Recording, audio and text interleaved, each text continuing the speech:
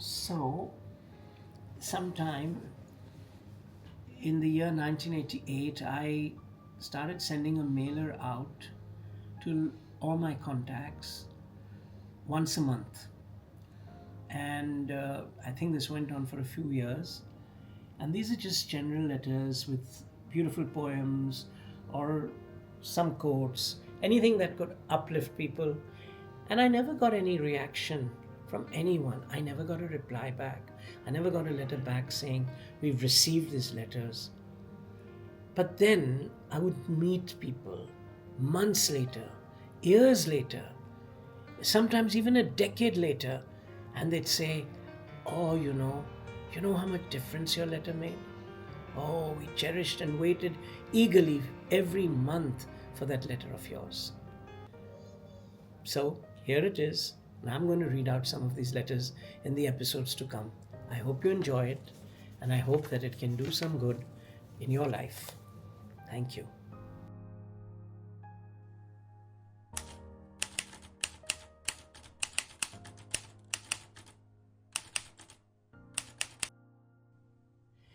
It's mid-November, and I'm sitting here in Phuket with the family on a lovely holiday. And I'm just thinking, 2025 is almost over. Just 45, 46 days left. This year has gone by so fast. I just can't believe it. The thing that strikes me most about this year is how many friends I've been losing. So many people I know have passed on this year. Not just people of my age, but even youngsters.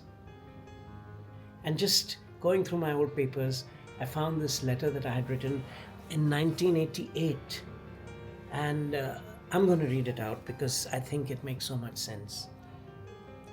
He was going to be all that a mortal should be tomorrow. No one should be kinder or braver than he tomorrow. A friend who was troubled and weary, he knew, who'd be glad of a lift and who needed it too. On him he would call and see what he could do tomorrow. Each morning he stacked up the letters he'd write tomorrow and thought of the folks he would fill with delight tomorrow. It was too bad indeed that he was so busy today, hadn't a minute to stop on his way. More time he would have to give others, he'd say, tomorrow. The greatest of workers this man would have been tomorrow. The world would have known him had he ever seen tomorrow.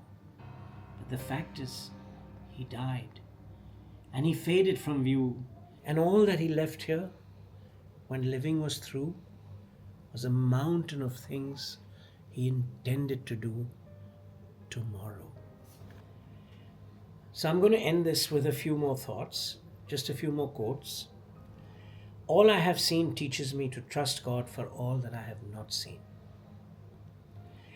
If you don't want your children to hear what you're saying, pretend you're talking to them. There are two ways of being rich.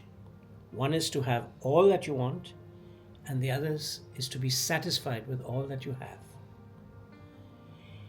An educated man will sit up all night and worry about things that a fool never even dreamt of. So I hope that this rings a note and we can all realize that what we need to do today, we need to do today, whether it's just smile at a stranger or just give a single simple word of kindness to a neighbor. Thank you, and more till the next episode.